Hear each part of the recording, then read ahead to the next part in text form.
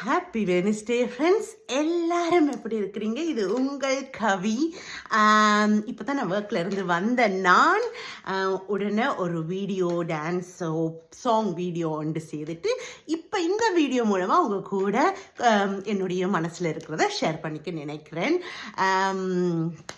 S, நாங்கள் மேரிடாக இருக்கும் பொழுதோ இல்லை ஒரு ரிலேஷன்ஷிப்பில் இருக்கும் போதோ அந்த ரிலேஷன்ஷிப்பில் நாங்கள் எவ்வளோ சந்தோஷமாக எங்களை திருப்தியாக வச்சுருக்கிறோமோ அந்த அளவுக்கு எங்களோட லைஃப்பை நாங்கள் என்ஜாய் பண்ணலாம். அதுக்கு மனசு கட்டுப்பாடு மிக அவசியம். ஆனால் அந்த மனசை அவ்வளோ கடினமாக கட்டுப்படுத்தவே வேண்டிய அவசியம் இல்லை. ஏன் தெரியுமா? நீங்கள் உங்களுக்காக சூஸ் பண்ண நபர் உங்களுக்கு மனசுக்கு ரொம்ப பிடிச்சிருந்தா அது ஈஸியாக வர விஷயம். இந்த உலகத்தில் ஆண் பெண் என்றவங்க இருக்கத்தான் செய்ய போகிறாங்க. நாங்கள் பலர் எங்களோட ஃப்ரெண்ட்ஸ் ஆண்களாக இருப்பார்கள், ஃப்ரெண்ட்ஸ் பெண்களாக இருப்பார்கள். இப்படி அதில் ஒரு ரெஸ்ட்ரிக்ஷனே இல்லை. பழகிதான் ஆகணும், பார்த்து தான் ஆகணும். ரோட்டில் போனாலும் பார்க்கத்தான் வேண்டும். ஆண் பெண் கலவைகளாக இருப்பார்கள். எல்லாரையும் மதித்து சந்தோஷமாக பழகி ஆனந்தமாக வாழத்தான் வேண்டும். நான் முதல் ஒரு வீடியோன்னு சொல்லியிருக்கேன், எங்களோட மனம் குரங்கு மாதிரி தாவும். அது அது அது அதோடைய இயற்கையான விஷயம் அதுதான். ஆனால் அது எங்களோட கட்டுப்பாட்டுக்குள் நாங்கள் கொண்டு வர வேண்டும். ஆனால் அதுவும் கூட லேசான விஷயம்தானே. எங்களுக்கு பிடித்த எங்களுடைய பார்ட்னரை நாங்கள் சூஸ் பண்ணும் பொழுது அந்த மனசு தாவறதை நம்ம இல்லாமல் ஆக்கலாம். எப்படி நான் என்னுடைய கணவரும் கடைப்பிடிப்பது எப்படி என்றால், இப்போ பாருங்கன்னா அழகை ரசிக்கிறது தவறு இல்லை. கண்கள் இருக்கின்றது, எங்களுக்கு இமேஜினேஷன்ஸ் இருக்குது, மனசு இருக்குது. ஸோ ரோட்டில் ஒரு அழகான ஆண்மகன் போனாலோ பெண்மகள் போனாலோ அதை ரசிப்பது தவறே இல்லை. என்னுடைய ஹஸ்பண்ட் இப்போ ரோட்டில் போய் கொண்டிருக்கும் போது இவங்க அழகாக இருக்கிறாங்க அப்படின்ட்டு அவர் சொல்லுவார் எனக்கு. நானும் சொல்லுவேன், ஒட்டேடா இங்கே பாருங்க, இவருக்கு மசலாக இருக்குது, இவர் இந்த மேன் இப்படி இருக்கிறார், ஆனாலும் ஒரு கலை ஒன்று இருக்குது. நான் சொல்லுவேன், இந்த பெண்மணியை பாருங்க இவ்வளோ அழகாக இருக்கிறாங்க அப்படின்ட்டு.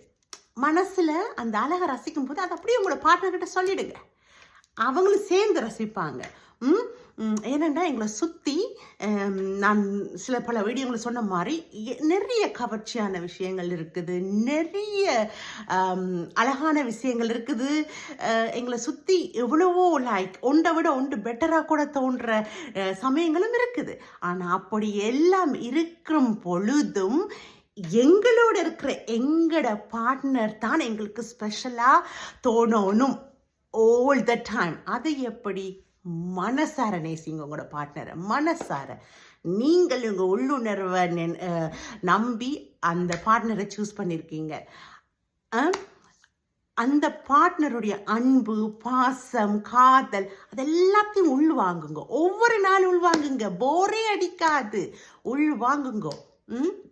ஒருத்தருடைய என்ன சொல்கிறது, ஒவ்வொரு நாளும் ஒருத்தரோட வாழும்போது அவருடைய நல்லதும் தெரியும் கெட்டதும் தெரியும். ஆனால் அவருடைய அந்த கெட்டது கூட அவ்வளவா கெட்டதாக தோன்றாவிட்டால் அது உங்களுக்கு பிடித்த மனிதர் என்று அர்த்தம்.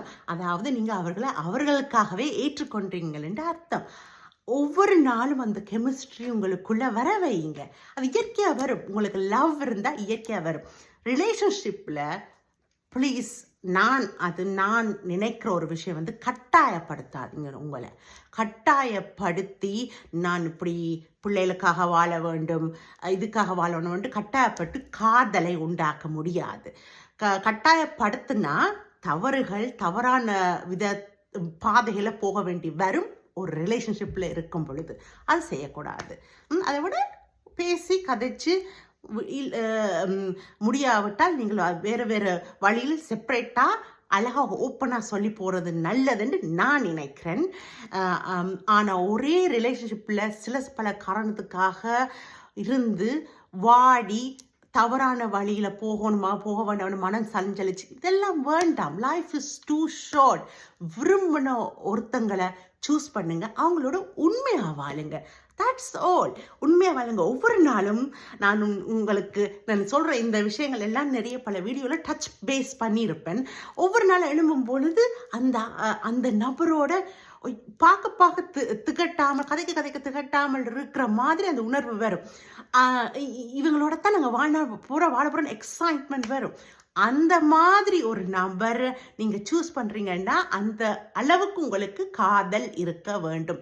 காதல் என்றது இன்ஃபேக்சுவேஷன் இல்லை, உண்மையான காதல். அதாவது ஒருத்தங்க நல்லதையும் ஏற்றுக்கொள்ளணும், ஒருத்தங்க சில பல அவ்வளவு நல்ல இல்லாத கேரக்டர்ஸை ஏற்றுக்கொண்டு இது பண்ணணும். ஒருத்தங்க மற்றவங்க கேரக்டரை அப்படியே ஏற்றுக்கொள்றது தான் காதல். அவங்களுக்காகவே தேர்ந்தெடுக்கிறது, அவங்களுக்காகவே ரசிக்கிறது, அவங்கள நம்ம சொல்லி நல்வழிப்படுத்தி அவங்க அதையும் ஏற்றுக்கொண்டா அது இன்னும் நமக்கு சந்தோஷத்தை தரும். ஏற்றுக்கொள்றதுக்கு முயற்சி செய்தால் அதுவும் சந்தோஷத்தை தரும். ஏற்றுக்கொள்ளாவிட்டாலும் நாம் காதலிச்சு கொண்டு இருக்கிறோம். அந்த நபருக்குரிய நல்ல குவாலிட்டிஸ் நிறைய இருக்குண்டு அதை வே அவுட் பண்ணி அவங்கள இன்னும் காதலிங்க. உலகத்துல நிறைய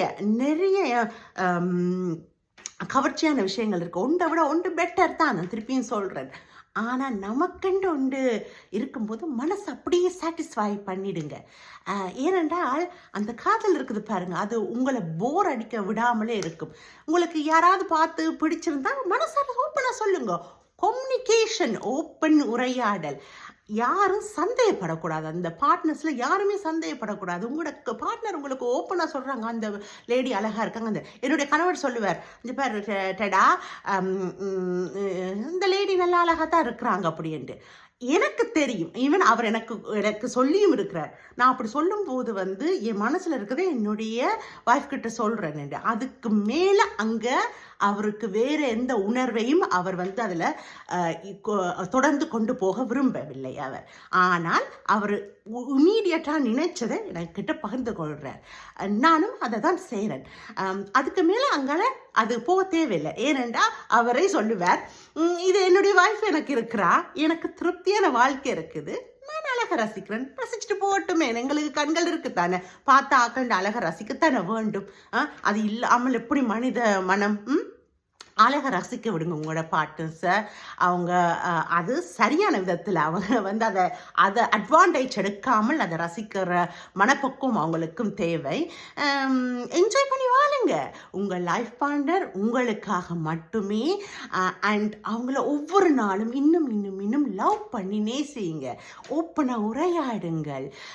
என்னென்ன செய்யணுமோ அவங்களோட ஆசையா எல்லாத்தையும் செய்து சந்தோஷமாக இருங்க. என்னுடைய ஹஸ்பண்ட் இப்போ இன்னொரு அரை மணி நேரத்தில் அவரை போய் கூப்பிட வேணும். ஒவ்வொரு நாளும் நான் இதுதான் செய்வேன் ஒர்க் நாளில். ஆனால் ஒவ்வொரு நாளுமே புதுசா அவரை இப்பதான் பார்க்க போறேன்னு என்ற உணர்வு இருக்கும். அவருக்கும் அதே தான். அவர் ஓடி வருவார், டெடாண்டு. நான் சொன்னதை நாங்கள் 2 பேருமே டெடான்னு தான் கூப்பிடுவோம். அப்போ அவரும் ஓடி வருவார், டெடாண்டு. ஏதோ நாங்கள் பார்க்காம இருந்த மாதிரி. இப்பதான் ஒரு 12 மணி நேரம் 13 மணி நேரத்துக்கு முதல் நாங்கள் பார்த்துருப்போம். அதுதான் காதல்.